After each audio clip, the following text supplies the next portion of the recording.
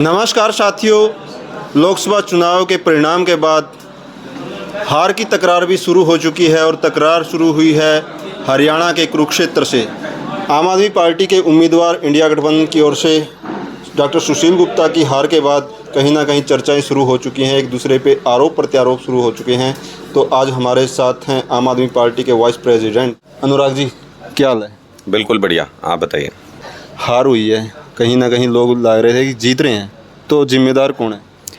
नहीं, वो तो अभी आधिकारिक बैठक करेंगे, एक समीक्षा बैठक करेंगे पार्टी की। उसमें सही कारणों के ऊपर चर्चा करके फाइनल करेंगे कि ये कारण रहे। लेकिन मोटा मोटा सा जो फीडबैक हमारे पास आता है या जो कार्यकर्ता गांव में से जो फ़ोन करते हैं जगह जगह पे और वो पूछते हैं कुछ सवाल, तो वो कई सारे सवाल हैं जहन में जी। कि एक कार्यकर्ता का, तो कांग्रेस कार्यकर्ता का रोते हुए फ़ोन आया मेरे पास, बोले जी आम आदमी पार्टी कार्यकर्ता ने, हमने इतनी मेहनत की गांव के अंदर और ये कैसे हो सकता है कि रणदीप सुरजेवाला जी अपना चुनाव विधानसभा का था तो 500-700 वोट से आ रहे थे, विपरीत परिस्थितियों में जो वो जींद से तीसरे नंबर पे हार के आए थे, सारे कारण थे सब, और उस टाइम 500-700 वोट की कमी रह गई थी। और आज जब बीजेपी के एंटी वेव चल रही है सब जगह पे, तो 17,000 से कैथल में हार जाएं, ये कैसे हो सकता है? तो ये सवाल मेरे भी दिमाग में आज तक है कि ये कैसे हो सकता है, इसका जवाब तलाशना ज़रूरी है। बोले कि ये कैसे हो सकता है कि अशोक अरोड़ा जी अपने चुनाव में थानेसर में 500 वोट से महज रह गए थे पिछली बार, और आज जब एंटी वेव है बीजेपी के, उसके बावजूद 18,000 वोट से हम रह जाएं वहाँ से, ये कैसे हो सकता है? तो कई सारे सवाल जहन में हैं, लोग पूछ रहे हैं, लोग कह रहे हैं कि कहीं ऐसा तो नहीं कि हमारे साथ धोखा हो गया है। ये सारे सवाल हैं, इन पे चर्चा करेंगे, इनकी समीक्षा करेंगे कि क्या फाइनल नतीजा निकलता है। लेकिन मेरे लिए बहुत हैरानी की बात है कि राष्ट्रीय नेता कांग्रेस पार्टी के इतने दिग्गज नेता हैं, रणदीप सुरजेवाला जी जिस बूथ के ऊपर वोट डालते हैं, वहाँ से इंडिया गठबंधन हार जाए तो सवाल तो उठेंगे। कुंडरी में भी जितने नेता थे, लगभग बहुत से नेताओं के बूथ पे हार हुई है, तो क्या कहोगे कि कांग्रेस के नेताओं ने सहयोग नहीं किया? नहीं, अभी इस कंक्लूजन पे पहुंचना सही नहीं है, लेकिन ये सवाल तो हैं और इन सवालों का जवाब तलाशना इसलिए ज़रूरी है कि ये जो गठबंधन हुआ था, ये कोई मेरे लिए या आम आदमी पार्टी के लिए या गुप्ता जी के लिए या केजरीवाल जी के लिए नहीं हुआ था। ये गठबंधन देश के लिए किया था कि इस बार बीजेपी को अंकुश लगाना बहुत ज़रूरी है, हरियाणा में 10-0 से हरा के संदेश देना बहुत ज़रूरी है। इसलिए देश और संविधान, लोकतंत्र बचाने के लिए गठबंधन किया था। अगर इसमें किसी ने धोखा किया है, अगर इसमें किसी ने कोई गलत किया, दगा किया, साजिश की है, तो फिर हरियाणा की जनता, देश की जनता का धोखेबाज है वो, उससे जवाब मांगेंगे हरियाणा के लोग, उसको देख रहे हैं। ये सारी बीजेपी के विरोध में इतनी ज़्यादा लहर थी, चाहे सरपंचों का मामला हो, किसान आंदोलन का मामला हो या कर्मचारियों का मामला हो, लेकिन उसके बावजूद भी दो पार्टियां इकट्ठा होकर जीत नहीं पाई। देखिए, मैं वही कह रहा हूँ कि इन सारी चीज़ों के कारणों की समीक्षा करना ज़रूरी है, और इसमें सबसे महत्वपूर्ण ये है कि आम आदमी पार्टी एक तीसरे विकल्प के रूप में हरियाणा के अंदर उभरी है। और जो दशकों से राजनीति कर रहे हैं, इनेलो को लगा लीजिए, जेजेपी को लगा लीजिए, बीएसपी को लगा लीजिए, हरियाणा की राजनीति में दशकों से ये लोग हैं और सत्ता में भी इनमें से पार्टियां रही हैं।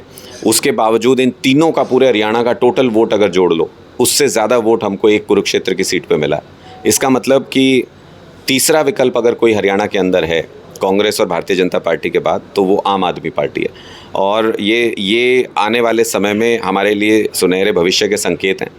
आने वाले समय में 90 की 90 विधानसभा सीटों पे जाएंगे, लोगों से चर्चा करेंगे, और मुझे पूरी उम्मीद है कि आम आदमी पार्टी की विचारधारा को लोग खुले हाथों से स्वागत करेंगे, खुले दिल से अपनाएंगे। ये भी कह रहे हैं कि पूरा का पूरा चुनाव जो है कांग्रेस के कंधों पर लड़ा गया, और कांग्रेस के जितने भी बड़े लीडर्स आए, चाहे भूपेंद्र सिंह हुड्डा हो, रणदीप सुरजेवाला हो, सबकी जुबान पर कहीं ना कहीं हरियाणा में कांग्रेस पार्टी की चर्चा ही रही चुनाव के अंदर कि कांग्रेस पार्टी की सरकार आएगी, हम ये करेंगे, हम वो करेंगे, अपनी नीतियों को बनाते रहे।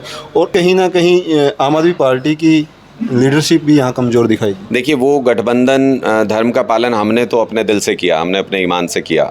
किसने उसका क्या फ़ायदा उठाया या किस तरीके से बोला, वो उसका लोग देख रहे हैं सारा कुछ, वो उसको जवाब देना है उसके लिए। लेकिन मेरा स्पष्ट तौर पे ये कहना है कि ये तो अब सामने स्पष्ट है कि जहाँ जहाँ विधायक थे कांग्रेस के, चाहे वो रादौर हो, चाहे वो लाडवा हो, या फिर दिग्गज नेता थे, चाहे वो थानेसर हो या वो कैथल हो, वहाँ पे हम लोग हारे हैं। जहाँ पे इनके लीडर्स इन कंट्रोल नहीं थे, जहाँ पे इनके दिग्गज नेता नहीं थे या विधायक नहीं थे। आप गुलाची का देख लीजिए, हमारे कार्यकर्ता ने गांव-गांव गए कि घर-घर मेहनत की, कांग्रेस कार्यकर्ता गांव-गांव गया, वहाँ जीत गए। आप पेवा में देख लीजिए, वहाँ पे भी यही था। आप कलायत में देख लीजिए, जयप्रकाश जी वहाँ अपना चुनाव लड़ने वहाँ चले गए थे, हिसार चले गए थे, और यहाँ पे कार्यकर्ता घर-घर जाके प्रचार कर रहा था, वहाँ भी जीत गए। आप किसी भी कॉन्स्टिट्यूंसी शाहबाद में देख लीजिए, आप कांग्रेस के कोई दिग्गज नेता या वहाँ पे या विधायक मौजूदा इस तरीके से नहीं थे, वहाँ पे भी हम जीत गए। लोगों का आरोप है कि अब की बार चुनाव जनता ने लड़ा है, उनका मन था, उन्होंने बिना किसी प्रभाव के किसी नेता के दबाव के अपना वोट दिया है, चाहे वो कोई कितना भी बड़ा नेता हो। लेकिन जो कांग्रेस के सर पे ये चुनाव लड़ा गया कि कांग्रेस क्यों चाहेगी कि दूसरी पार्टी यहाँ पर आके उनके बराबर में खड़ी हो, कि लोगों का ये भी आरोप रहता है कि कहीं ना कहीं आम आदमी पार्टी के जो लीडर हैं यहाँ पर अपने कार्यकर्ताओं को उस तरह से मजबूत नहीं कर पाए कि बूथ लेवल पर जब चुनाव का दिन था कहीं ना कहीं बूथ खाली के खाली थे, एजेंट तक नहीं मिले हैं। तो वो खामियाजा तो इस आम आदमी पार्टी को ही भुगतना होगा। कांग्रेस पार्टी पर आरोप लगाने से क्या फ़ायदा? नहीं, मुझे नहीं लगता कि ऐसा कोई भी बूथ था जहाँ पे हमारा एजेंट नहीं हो। मुझे नहीं लगता ऐसा कोई भी बूथ था जहाँ हमारा टेबल नहीं लगा हो। वो बहुत अच्छी व्यवस्था थी, और हमारे कार्यकर्ताओं की संख्या इस चुनाव से पहले और इस चुनाव के बाद अगर देखें तो उसमें कई गुना इजाफा हुआ है। कुंडरी हल्के के बहुत से गाँवों में मैंने देखा है एजेंट क्या बाहर कोई भी मैं वही कह रहा हूँ, ऐसे कई जगहों से सुबह सुबह ये बहुत बड़ा इलेक्शन होता है और सुबह सुबह रिपोर्ट आती है कि यहाँ रात को नहीं लग पाया, तो वहाँ पे सुबह लग जाता है। इस चुनाव से कुछ गलतियाँ हुई होंगी तो सीखेंगे, और जो अच्छा हुआ है उससे प्रेरणा लेंगे, और आगे बहुत गति के साथ काम को आगे बढ़ाएंगे। 90 की 90 विधानसभा में चुनाव लड़के सरकार बनाएंगे हरियाणा में। तो अपनी इस हार की जिम्मेदारी के लिए आप इनेलो को मानते हो या कांग्रेस को मानते हो? कुछ लोग कहते हैं कि इनेलो यहाँ पे आई तो ये चुनाव हार गए, कुछ कहते हैं कि कांग्रेस ने इस चुनाव को हराया। नहीं, देखिए, निश्चित तौर पे वोट काटने का हम तो पहले दिन से कह रहे हैं, वोट काटने के लिए तो आए ही थे अभय चौटाला। भारतीय जनता पार्टी के इशारे पे उनकी यहाँ पे उनके एक तरीके से एजेंट बन के यहाँ पे आए थे, तो कुछ तो नुकसान उन्होंने किया ही किया है। जबरदस्त तरीके से एक विजयी कैंडिडेट के रूप में उन्होंने चुनाव लड़ा। ये वोट काटू तो होता है ना, पर्चा भर दिया और खड़ा रहा। उन्होंने तो चुनाव लड़ा ज़बरदस्त तरीके से कि लोग कहते हैं कि उनकी जो कैंपेनिंग थी सबसे ज़बरदस्त थी। लेकिन अंत में निकले तो वोट कटवा ही ना, ये तो मानोगे। वो तो हम 29,000 से रह गए। वो तो लोगों ने हम 29,000 वोट नहीं दिया। लोगों की इच्छा थी कि अब की बार जो यही तो थी, बीजेपी के विरोध में वोट दिया। हम भी यही कह रहे थे कि बीजेपी के विरोध में यहाँ वोट पड़ना था, और उनको भी ये बात मालूम थी। आज वो ये बात कह रहे हैं कि शायद लोग बीजेपी के खिलाफ वोट देना चाहते थे, इसलिए मुझे नहीं दिया। ये बात तो हम पहले दिन से कह रहे थे, ये उनको भी पता था। वो जानबूझ के यहाँ पे वोट काटने के लिए आए थे, और लोगों ने उनको ठीक जवाब दे दिया। मुझे लगता है उनको समझ आ गई होगी। अब यहाँ से जब ज़मानत जब्त करा के गए हैं तो विधानसभा में एलनाबाद में भी हारेंगे बुरी तरह से, वहाँ भी ज़मानत जब्त होगी। लोग उनको हाशिए पे भेज चुके हैं। अब राजनीति से बाहर का रास्ता उनको अगले विधानसभा चुनाव में दिखाएंगे, और सिर्फ इसलिए कि उन्होंने यहाँ पे कुछ तो रोल प्ले किया भारतीय जनता पार्टी की मदद करने में, उसका खामियाजा उनको विधानसभा चुनाव तक भुगतना पड़ेगा। लोग पीछा छोड़ते नहीं है इतनी आसानी से। अब विधानसभा चुनाव नज़दीक है, क्या कहोगे कि अब भी साथ रहेगा या अब अलग अलग चलेंगे? गेम इज़ ऑन, तैयारी शुरू है। 90 की 90 विधानसभा सीटों पे अपने दम पे चुनाव लड़ेंगे, अकेले दम पे, और सरकार बनाएंगे हरियाणा के अंदर पूरे बहुमत की।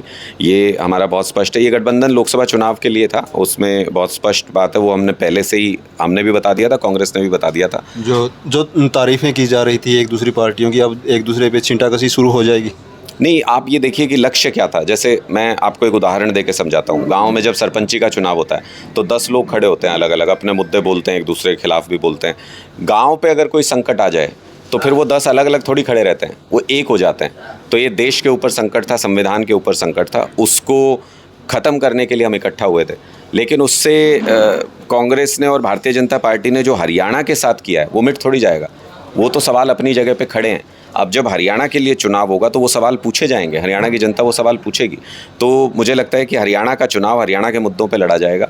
हरियाणा के युवाओं की बेरोज़गारी के लिए कौन जिम्मेदार है, चाहे वो कोई भी पार्टी हो, हरियाणा की जनता सवाल पूछेगी। हरियाणा के स्कूलों की बुरी हालत के लिए कौन जिम्मेदार है, हरियाणा की जनता सवाल पूछेगी। इन सवालों के जवाब हुड्डा साहब की सरकार में भी कोई कम अत्याचार दलितों के ऊपर नहीं हुए थे, तो वो सवाल जनता पूछेगी, उनको छोड़ा नहीं जाएगा। तो मुझे लगता है कि ये सारे सवालों के जवाब में ही हरियाणा के विधानसभा चुनाव का नतीजा छुपा हुआ है, और बहुत दिलचस्प चुनाव होगा। आप देखते जाइए आगे। जी, तो साथियों, अनुराग डांडा जी का कहना है कि लोकसभा चुनाव के बाद अब विधानसभा के चुनाव हम अलग और अपने दम पर लड़ेंगे। आपका क्या कुछ मानना है, हरियाणा में कौन कितना दमदार होगा? कमेंट बॉक्स में आप भी अपने सुझाव जरूर दें। जय हिंद, जय भारत।